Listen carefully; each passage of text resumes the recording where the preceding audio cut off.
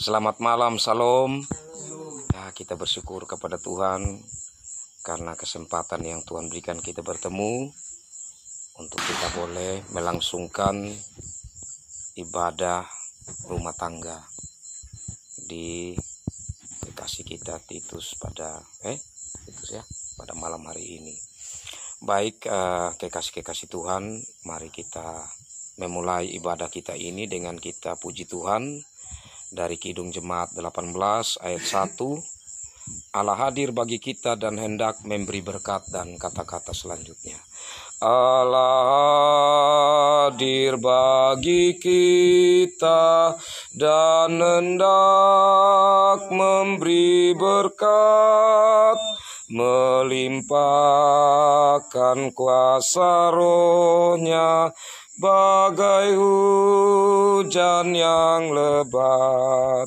Dengan Roh Kudus ya Tuhan, umat-Mu berkatilah, baharui hati kami, oh curahkan kurnia. Kita berdoa.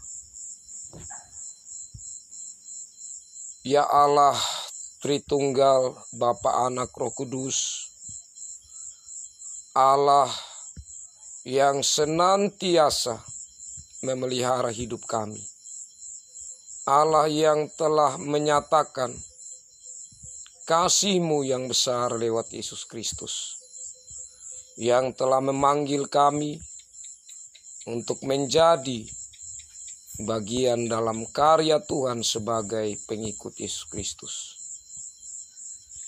Dalam kesempatan indah ini, Tuhan berikan kesempatan untuk kami beribadah kepada Tuhan, untuk kami memuji memuliakan nama Tuhan, dan untuk kami belajar dari firman Tuhan, untuk kami semakin mengenal Allah kami, untuk kami semakin juga mengenal diri kami. Ya Allah Bapa di sorga, hamba-Mu yang Tuhan percayakan saat ini untuk menyampaikan sabda-Mu. Mari Tuhan, berkaryalah dalam diri hamba-Mu yang tidak layak ini. Layakkanlah hamba-Mu ini, dan Roh Kudus berkarya, dan biarlah Tuhan yang berbicara. Dan biarlah kami semua boleh memahami firman Tuhan, dan firman Tuhan ini menjadi bekal dalam jalan hidup yang Tuhan percayakan kami jalani. Mari datang dan berfirmanlah ya Tuhan. Kami sungguh bersedia untuk mendengar, merenungkan, dan bahkan melakukan sabda-Mu. Dalam Yesus Kristus, firman yang hidup, kami berdoa. Amin. Kekasih-kekasih Tuhan, saya pilih bagian sabda Tuhan dari kitab Kejadian pasal 4. Ayat 1 sampai ayatnya yang ke-16. Demikian bunyi firman Tuhan. Kejadian 4 ayat 1 sampai 16. Kemudian manusia itu bersetubuh dengan Hawa istrinya, dan mengandunglah perempuan itu lalu melahirkan Kain. Maka kata perempuan itu, aku telah mendapat seorang anak laki-laki dengan pertolongan Tuhan. Selanjutnya dilahirkannya lah Habel, adik Kain. Dan Habel menjadi gembala kambing domba, Kain menjadi petani. Setelah beberapa waktu lamanya, maka Kain mempersembahkan sebagian dari hasil tanah itu kepada Tuhan sebagai korban persembahan. Habel juga mempersembahkan korban persembahan dari anak sulung kambing dombanya, yakni lemak-lemaknya. Maka Tuhan mengindahkan Habel dan korban persembahannya itu. Tetapi Kain dan korban persembahannya tidak diindahkannya. Lalu hati Kain menjadi panas dan mukanya muram. Firman Tuhan kepada Kain, mengapa hatimu panas dan mukamu muram? Apakah mukamu tidak akan berseri jika engkau berbuat baik? Tetapi jika engkau tidak berbuat baik, dosa sudah mengintip di depan pintu. Ia sangat menggoda engkau, tetapi engkau harus berkuasa atasnya. Kata Kain kepada Habel adiknya, marilah kita pergi ke padang. Ketika mereka ada di padang, Tiba-tiba Kain memukul Habel, adiknya itu, lalu membunuh dia. Firman Tuhan kepada Kain, "Di mana Habel adikmu itu?" Jawabnya, "Aku tidak tahu. Apakah aku penjaga adikku?" Firman-Nya, "Apakah yang telah kau perbuat ini? Darah adikmu itu berteriak kepadaku dari tanah. Maka sekarang terkutuklah engkau, terbuang jauh dari tanah yang mengangakkan mulutnya untuk menerima darah adikmu itu dari tanganmu. Apabila engkau mengusahakan tanah itu, maka tanah itu tidak akan memberikan hasil sepenuhnya lagi kepadamu. Engkau menjadi seorang pelarian dan pengembara di bumi." Kata Kain kepada Tuhan, "Hukumanku itu lebih besar daripada yang dapat kutanggung. Engkau menghalau aku sekarang dari tanah ini, dan aku akan tersembunyi dari hadapanmu, seorang pelarian dan pengembara di bumi. Maka barang siapa yang akan bertemu dengan aku tentulah akan membunuh aku." Firman Tuhan kepadanya, "Sekali-kali tidak. Barang siapa yang membunuh Kain akan dibalaskan kepadanya 7 kali lipat." Kemudian Tuhan menaruh tanda pada Kain, supaya ia jangan dibunuh oleh barang siapapun yang bertemu dengan dia. Lalu Kain pergi dari hadapan Tuhan, dan ia menetap di tanah Nod di sebelah timur Eden. Demikian bagian sabda Tuhan ini. Berbahagialah kita yang senantiasa rindu memelihara sabda Tuhan dalam hidup kita.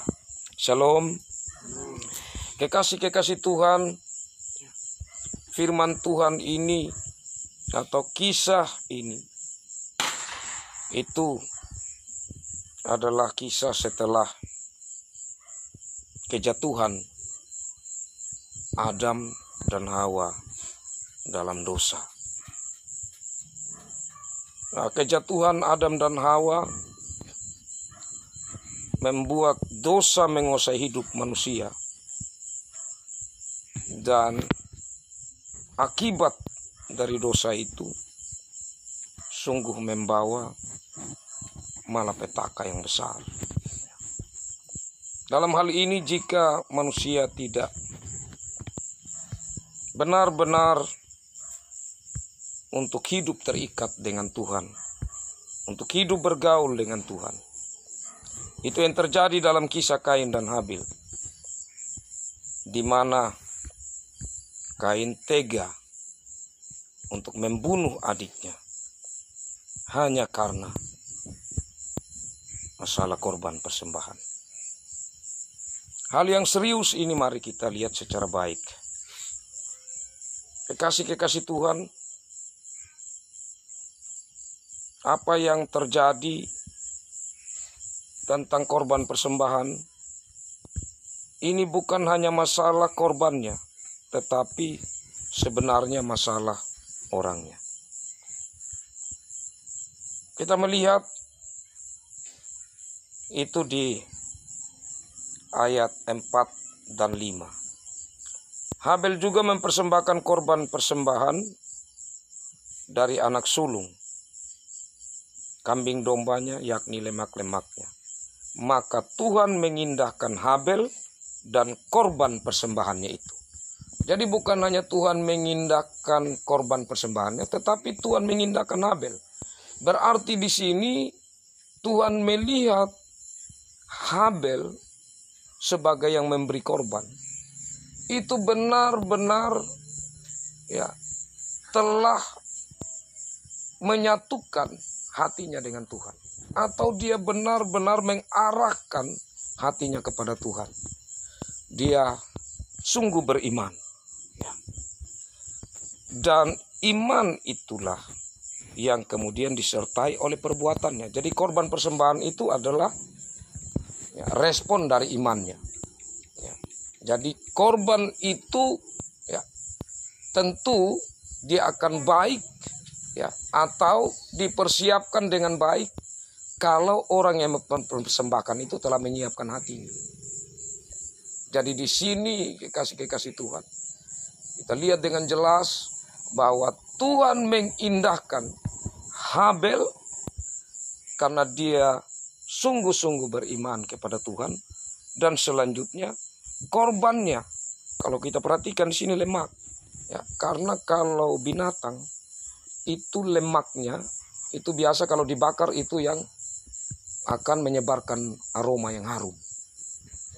Jadi dia memberi yang terbaik. Tapi yang terbaik itu lahir dari hati yang baik. Hati yang terikat dengan Tuhan. Hati yang menyadari bahwa apa yang telah ia hasilkan itu semua datangnya dari Tuhan. Hati yang memberi korban dengan tulus.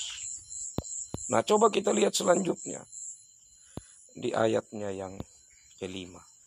Tetapi Kain dan korban persembahannya tidak diindahkannya.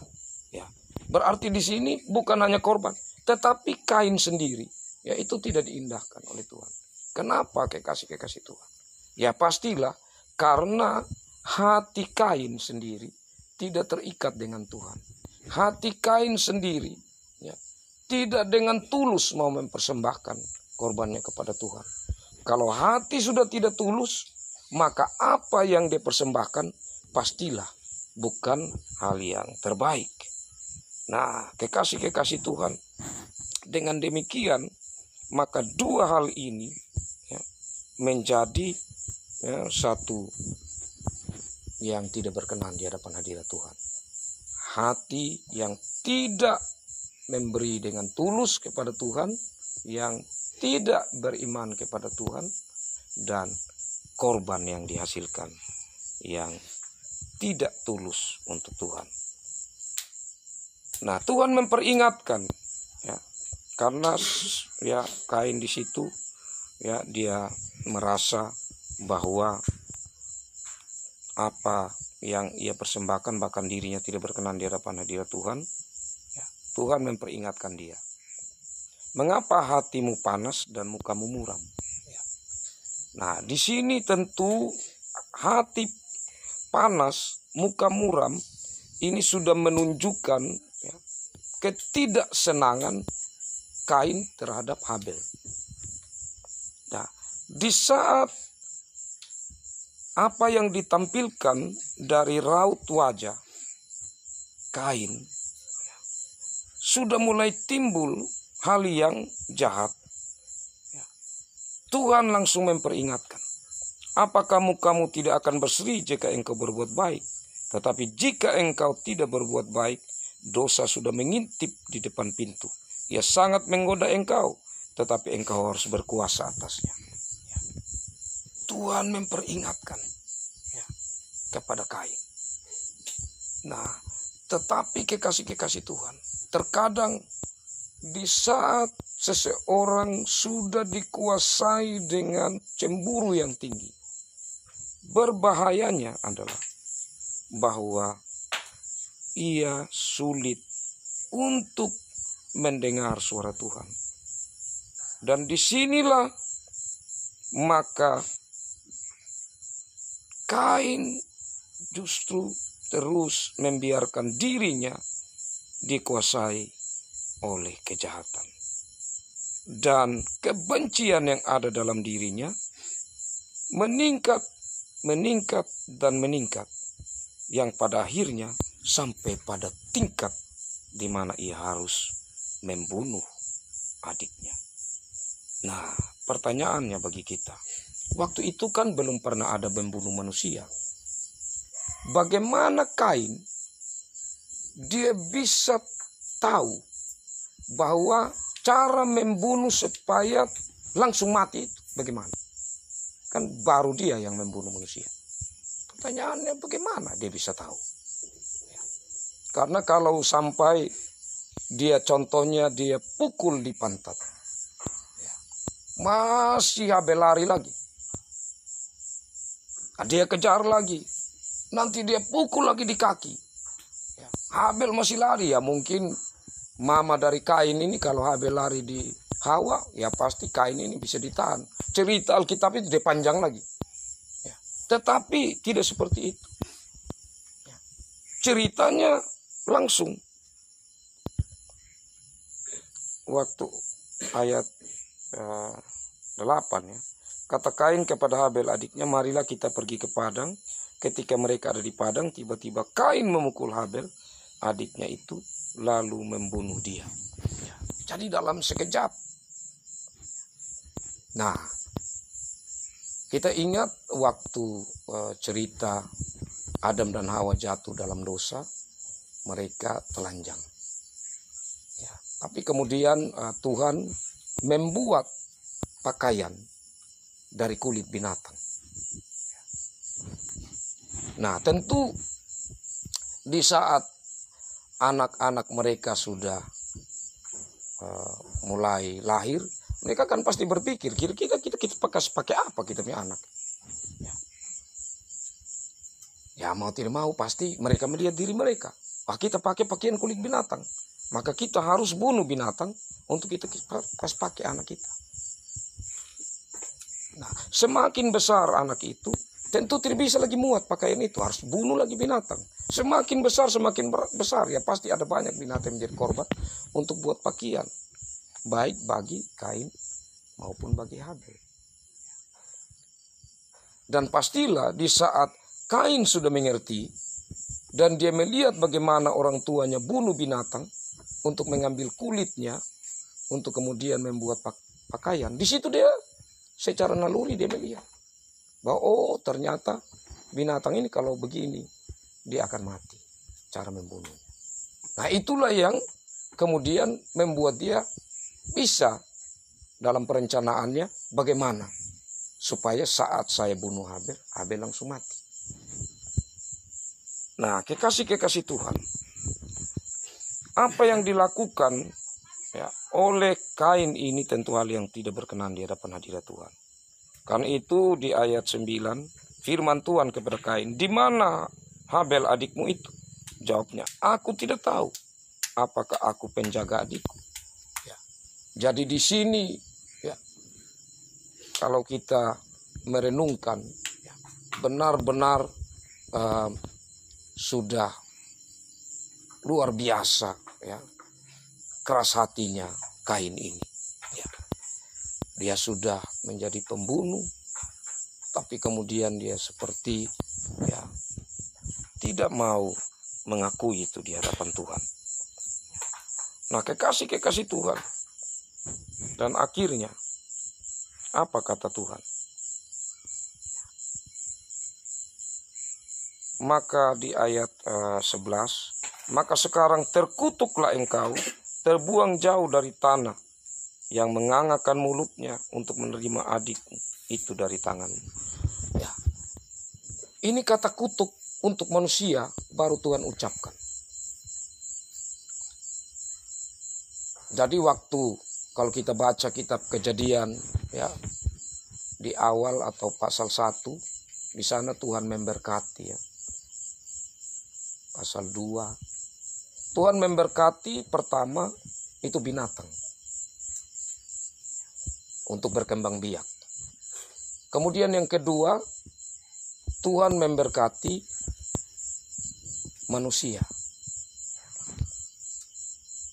Tuhan memberkati manusia. Nah, kekasih-kekasih Tuhan, tapi kemudian saat manusia jatuh dalam dosa, Tuhan mengutuk.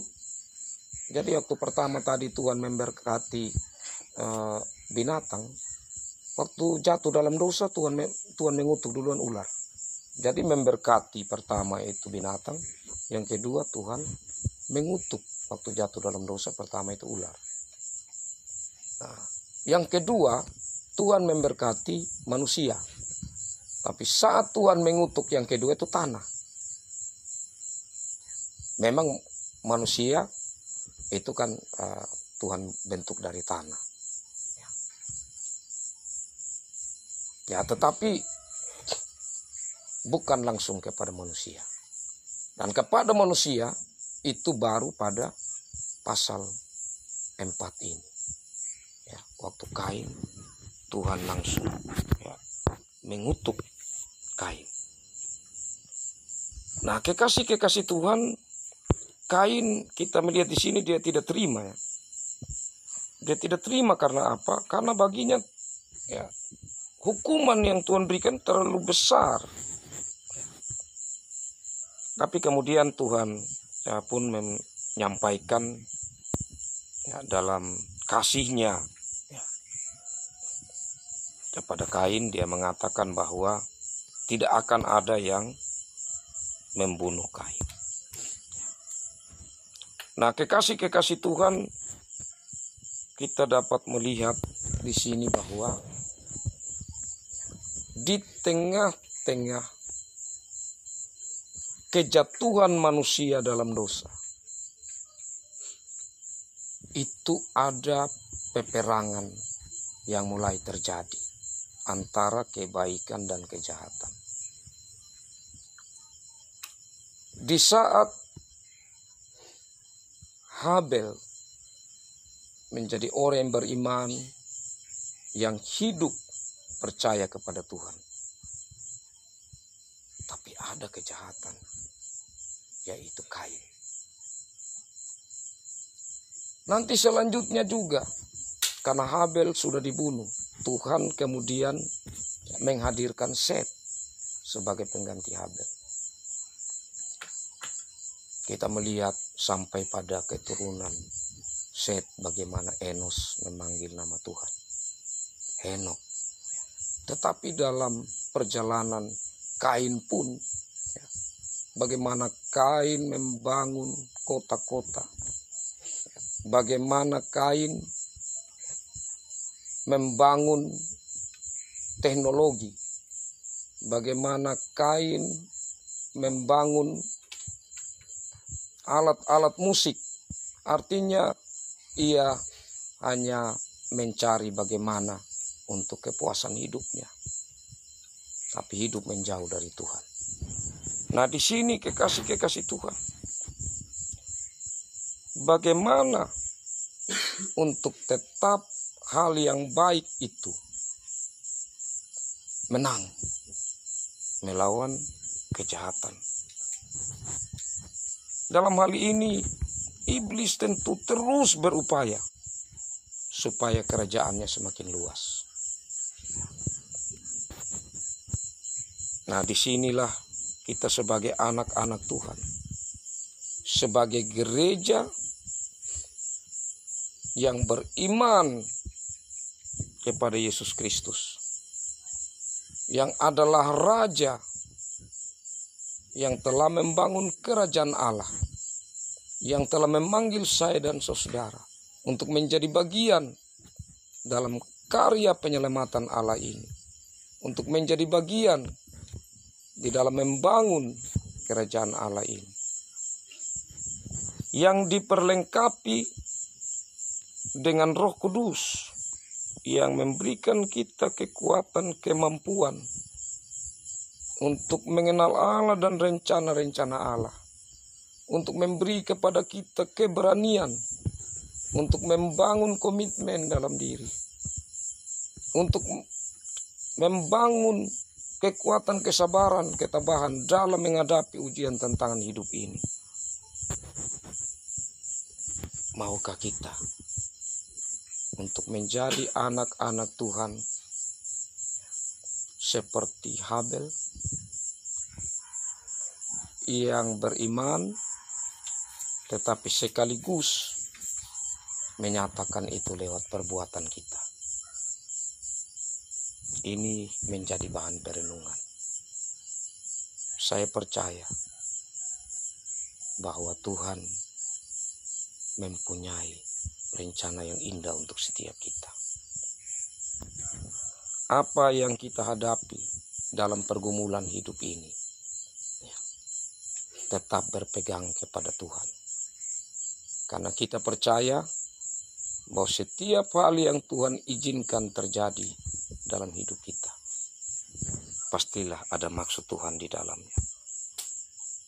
Pastilah ada hal yang Tuhan inginkan untuk kita merenungkan hidup kita dengan Tuhan.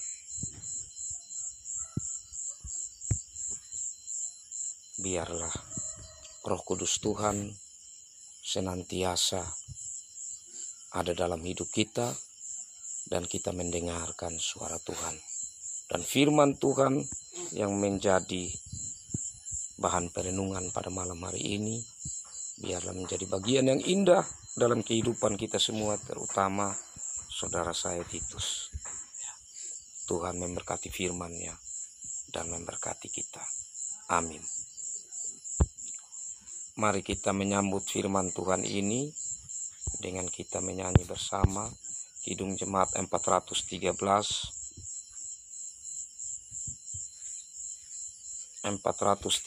ayat 1. Tuhan pimpin anakmu agar tidak tersesat, dan kata-kata selanjutnya.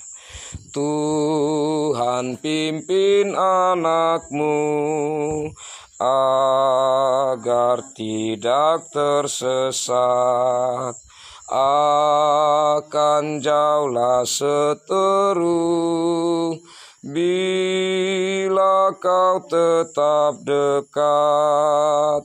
Tuhan pimpin arus hidup menderas,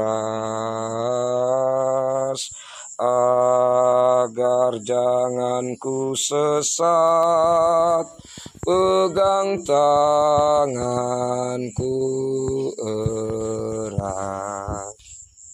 Mari kita berdoa. Kami sungguh bersyukur untuk kesempatan indah yang Tuhan berikan kami bersekutu bersama lewat ibadah rumah tangga untuk anak Tuhan Titus. Ya Allah Bapa dalam kerajaan sorga, kami bersyukur untuk firman Tuhan yang datang memberkati kami pada malam hari ini. Kami menyadari kami manusia yang terbatas bahkan lemah. Karena itu mari Tuhan senantiasa dalam Roh Kudus-Mu memimpin hidup kami, mengingatkan kami, memberi semangat kepada kami, supaya dalam iman percaya kami kepada Tuhan, dalam Yesus Kristus, kami senantiasa menyatakan dalam perbuatan kami. Kami komitmen untuk terus menjadi bagian dari anak-anak Tuhan yang Tuhan pakai untuk menyatakan kebenaran Tuhan dalam hidup kami. Lewat perenungan firman Tuhan ini, kami bersyukur dan kami mau untuk kami terus diberkati Tuhan. Sebagaimana berkat yang Tuhan nyatakan, baik itu berkat yang Tuhan nyatakan untuk binatang, biarlah apa yang kami pelihara Tuhan berkati. Berkat-Mu untuk Adam dan Hawa, biarlah juga memberkati kami sebagai anak-anak Tuhan. Berkat yang Tuhan nyatakan juga untuk hari perhentian, biarlah Tuhan nyatakan juga bagi kami. Dan di saat kami belajar tentang kutuk yang Tuhan sampaikan kepada Kain, kami mohon hindarkan itu dari hidup kami. Kami mau supaya hidup kami senantiasa diberkati Tuhan. Ya Allah Bapa dalam kerajaan sorga, kami percaya bahwa di saat kami terus berjalan dalam kehendak Tuhan, kami tetap akan mampu melewati berbagai tantangan-tantangan hidup kami. Dan untuk anak kekasih Tuhan Titus dalam pergumulan rumah tangganya, Tuhan berkati dia senantiasa. Tidak ada hal yang Tuhan izinkan terjadi dalam hidup sebagai ujian hidup yang melebihi dari apa yang dapat ditanggung. Karena itu kami percaya bahwa Tuhan terus bersama-sama dengan keluarga hamba-Mu ini. Ya Allah Bapa dalam kerajaan sorga, berkatilah orang-orang yang Ia kasihi, dekat maupun yang jauh dari. Dan keluarga dari Bapak Sela juga yang ada saat ini, berkati di dalam kehidupan keluarganya. Ya Allah Bapa dalam kerajaan sorga, ada ucapan syukur persembahan yang diberi anak-anak Tuhan. Mari berkati, biarlah menjadi berkat untuk apa yang menjadi syukur dan harapan mereka, dan menjadi berkat bagi pekerjaan pelayanan Tuhan. Ada hal-hal yang disyukuri oleh hamba-Mu, yang Ia naikkan ke hadapan hadirat Tuhan. Terima ungkapan syukurnya dari hatinya yang beriman kepada Tuhan. Ya Allah Bapa dalam kerajaan sorga, berbagai pergumulan-pergumulan hidup yang ia hadapi, Tuhan dengar, dan kiranya Tuhan selalu mendampingi hidupnya. Dan saat ini ya Tuhan, kami doakan juga pelayan-pelayan Tuhan, termasuk di Hukum Ada di pusat, yang sedang menjalankan pelayanan ibadah rumah tangga. Tuhan berkati, dan anak-anak warga jemaat Tuhan yang dilayani, Tuhan berkati. Terima kasih ya Allah Bapa di sorga. Sebentar di saat kami berpisah dari tempat ini, mari jaga, lindungi, sertai kami semua Bapa. Dalam Yesus Kristus kami berdoa. Amin.